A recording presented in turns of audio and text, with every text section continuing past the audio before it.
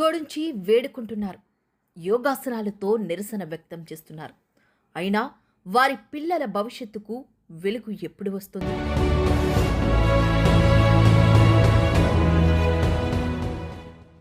అనకాపల్లి జిల్లా రోలుగుంట మండలం ఆర్ల పంచాయతీ పరిధిలోని లోసంగి రెవెన్యూ గ్రామంలో ఉన్న కొత్త లోసంగి, పాత లోసంగి, పెదగరువు, పిత్రగడ్డ గ్రామాలకు చెందిన పీవీటీజీ కొందు ఆదివాసీ కుటుంబాలు తమ పిల్లల చదువు కోసం కన్నీటి పర్యంతమవుతారు.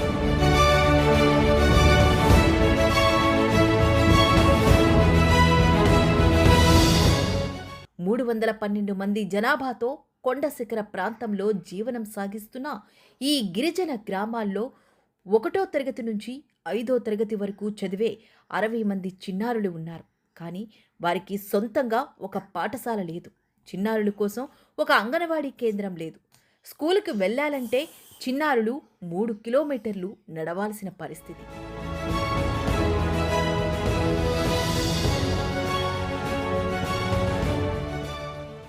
అంగన్వాడీ కేంద్రం కోసం రాజన్నపేట వరకు దాదాపు 13 కిలోమీటర్లు ప్రయాణించాల్సి వస్తుంది. గర్భిణీలు, బాలింతలు డోలీల్లో తరలించాల్సిన దుస్థితి నెలకొంది. గత ఏడాది అధికారులు గ్రామానికి వచ్చి స్కూల్ ఏర్పాటు చేస్తామని హామీ ఇచ్చినా ఆ హామీలు ఇప్పటికీ కార్యరూపం దాల్చలేదు.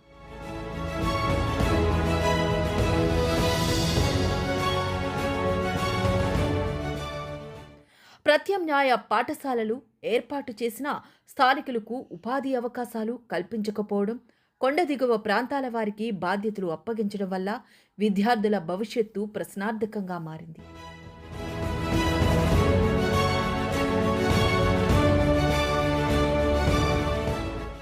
రాష్ట్ర వ్యాప్తంగా జూన్ 12 నుంచి పాఠశాలలు ప్రారంభమైన ఈ గిరిజన గ్రామాల్లో మాత్రం పిల్లల నవ్వులు వినిపించాల్సిన చోట ఆవేదన వినిపిస్తుంది.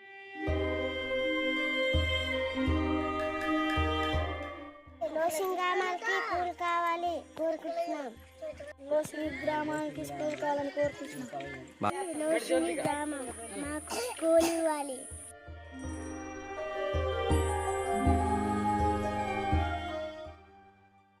లోకేష్ బాబు, కలెక్టర్ మేడం, మా పిల్లలను కాపాడండి. మా గ్రామానికి పర్మనెంట్ స్కూల్, అంగన్వాడీ కేంద్రం ఏర్పాటు చెయ్యండి అంటూ చేతులు జోడించి యోగాంధ్ర కార్యక్రమం ద్వారా వినూత్నంగా నిరసన చేపట్టారు. మాది లోసింగ్ గ్రామం, అర్ల పంచాయతీ, రోలుగుంట మండలం. గత సంవత్సరం నుంచి స్కూల్ లేక అంగన్వాడీ లేక చాలా ఇబ్బంది పడుతున్నాం. మేము అంగన్వాడీకి వెళ్ళాలన్నా సరే 15-13 కిలోమీటర్లు, స్కూల్కి కింద నడిచి వెళ్ళాలన్నా సరే ఒక 8-9 కిలోమీటర్ల సందర్భంగా మేము స్కూల్ కూడా సరిగా వెళ్ళలేకపోతున్నాం. అలాగే అంగన్వాడీలో కూడా వెళ్ళాలన్నా సరే చాలా ఇబ్బందిగా ఉంది. అలాగే మాకు పిల్లలు కూడా వెళ్ళాలన్న స్కూల్కి చాలా ఇబ్బందిగా ఉంది. అలాగే వెంటనే మాకు అంగన్వాడీ మరియు స్కూలు మంజూరు చేయవలసిందిగా కోరుతున్నాం. పీవీటీజీ కొందు ఆదివాసీలు ఈ కార్యక్రమంలో స్థానిక విద్యార్థుల తల్లిదండ్రులు గేమీల కొండబాబు, రాము, సిపిఎం జిల్లా కార్యవర్గ సభ్యుడు కె గోవిందరావు, కొండతామల సత్యబాబు, వెంకట్రావు మరియు గ్రామస్తులు పాల్గొని తమ గళాన్ని వినిపించారు. చిన్నారుల చదువు కోసం చేస్తున్న ఈ వేడుకలు అధికారుల మనస్సును కదిలిస్తుందా? కొండపై ఉన్న ఈ ఆదివాసీ గ్రామాలకు విద్య, వెలుగు ఎప్పుడు చేరుతుంది అనే ప్రశ్నకు సమాధానం కోసం గిరిజన కుటుంబాలు ఆశగా ఎదురుచూస్తున్నాయి.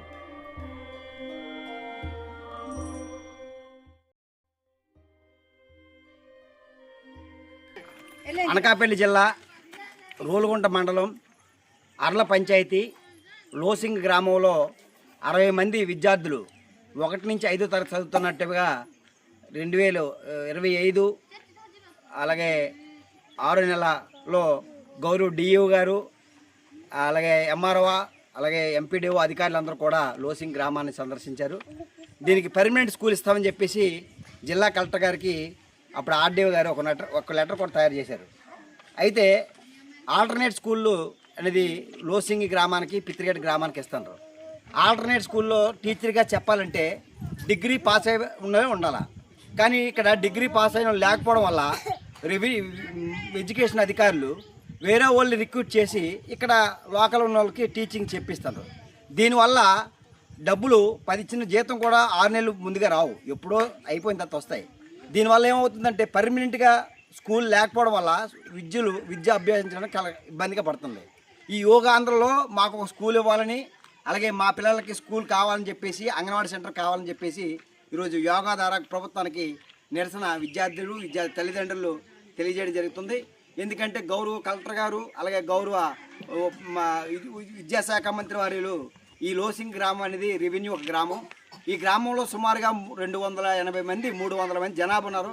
అతిపెద్దటువంటి గ్రామం కోందు ఆదివాసీ గిరిజనుల గ్రామానికి స్కూలు, అంగన్వాడీ సెంటర్ ఇవ్వాలని చెప్పి గత 3-4 సంవత్సరాల నుంచి మన కలెక్టర్ గారి గ్రీవెన్స్లో కూడా దరఖాస్తు పెడతాను.